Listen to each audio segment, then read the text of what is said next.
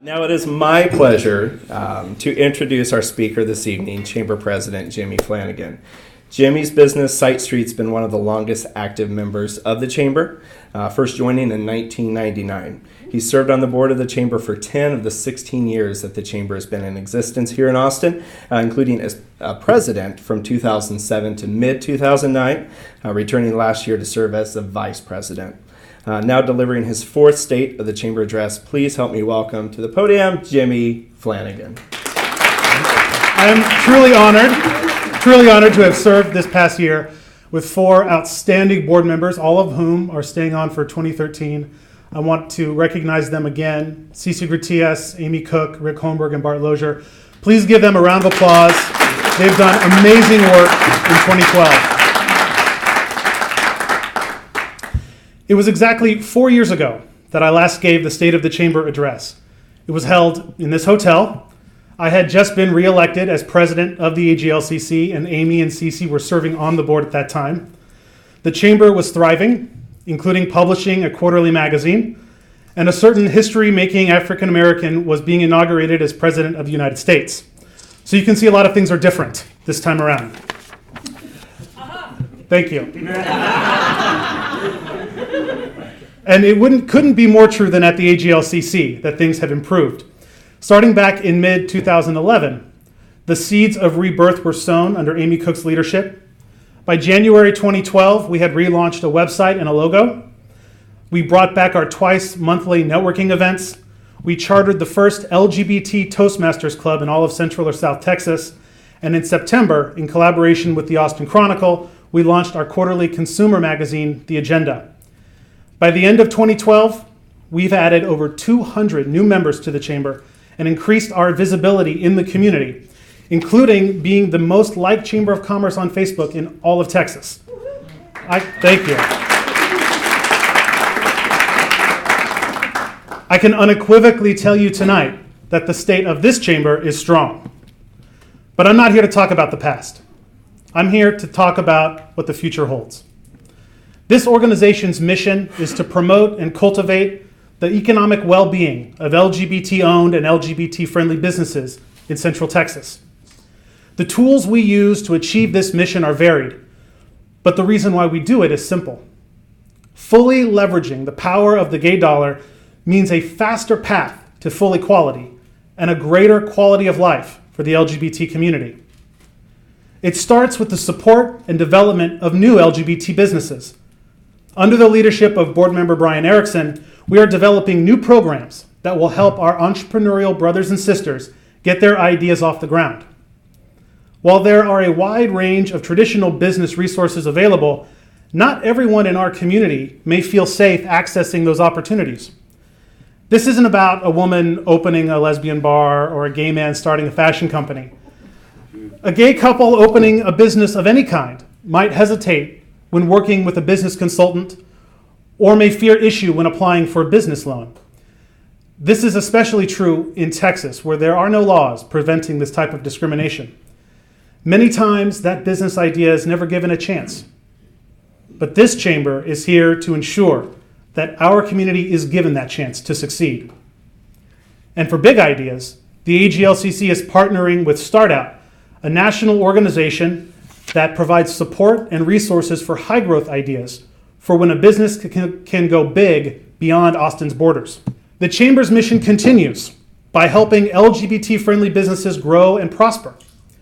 This happens through education, business education and networking at the events that West produces, resources from our partners at the City of Austin, and professional skills training covering leadership, communications, and public speaking through our LGBT Toastmasters Club under the direction of Bart Lozier. We also provide access to corporate procurement opportunities through the LGBT certification process provided by the National Gay and Lesbian Chamber of Commerce. That certification opens the door to becoming a vendor for companies that recognize the value of supplier diversity. The Chamber also educates the community as a whole about the businesses that are LGBT friendly. This happens online through our website and our mobile site, through our new weekly email newsletters, and through our outreach efforts on social media. The launch of our quarterly magazine, The Agenda, in collaboration with our 2012 Member of the Year, Austin Chronicle, and our Editor-in-Chief, the 2012 volunteer, Most Valuable Volunteer, Kate Messer, provides an entirely new avenue for outreach and education.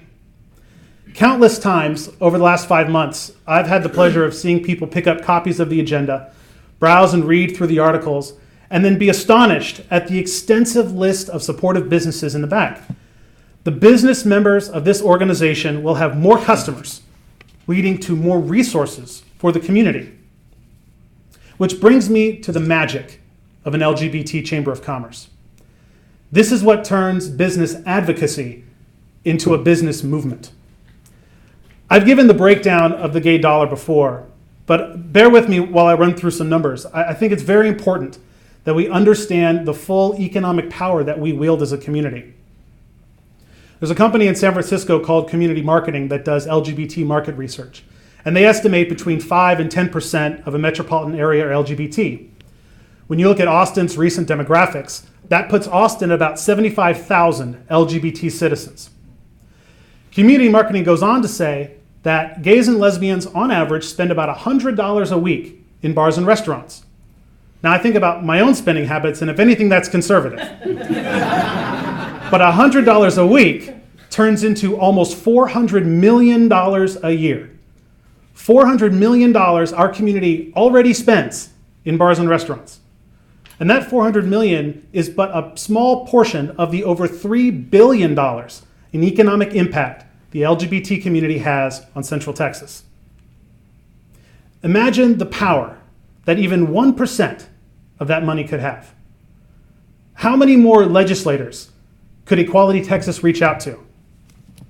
How many more people of color struggling with layers of cultural discrimination could be reached by ALGO?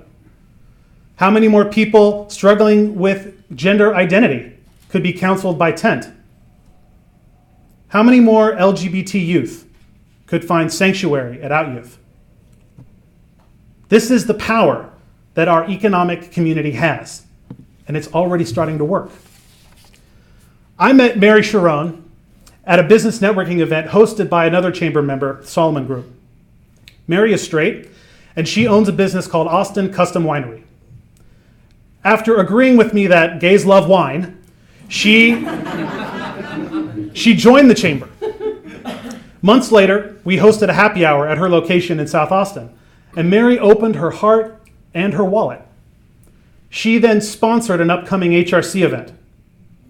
That would have never happened had the chamber not started that conversation on economic terms. But those economic terms turn into real resources for social change. Business advocacy turns into a business movement. Even longtime members of our community, like former chamber board member Jimmy Beard and Ron Eastman from the Beefcake Shop, a business started just last year with help from the AGLCC and resources that we provide, now can provide free and discounted services to organizations like Equality Texas, Out Youth, Get Equal, and Softball Austin. As much as these guys were already community leaders and already volunteers, their business now provides additional resources for our community. Business advocacy turns into a business movement. Take, for example, Tammy Shakely's new matchmaking business, He's For Me. In addition to sponsoring community events on her own as a responsible member of our business community, she shifted her business purchases to chamber members like Postnet, enabling Postnet to then provide discounted and free services to the chamber and organizations like StartOut. Business advocacy turns into a business movement. I could go on and on. There are plenty of examples just from this past year. But this process only starts with creating and supporting businesses. With the leadership of returning board member Edgar Giberlini, it will also extend to helping our nonprofit members maximize the value of those growing resources. Calendar coordination, group purchasing, volunteer recruitment, education, community awareness. These are all things the chamber and its members can help provide if we all work together. What starts with business advocacy turns into a business movement. That's why I've given more than a decade of my life helping support LGBT-owned and friendly businesses. And I fight for these businesses because I know it means there are more safe places to live and play, more open and accepting workplaces, and more resources for our fight for equality. In fact, the LGBT equality movement itself started from a place of business. Stonewall in New York was a gay bar. Harvey Milk on the West Coast owned a camera shop in the Castro. And like Harvey Milk, I'm here to recruit you. I'm here to recruit you as a member of this organization. I'm here to recruit you as a customer for our business members. And I'm here to recruit you as an advocate for this business movement, a movement for equality.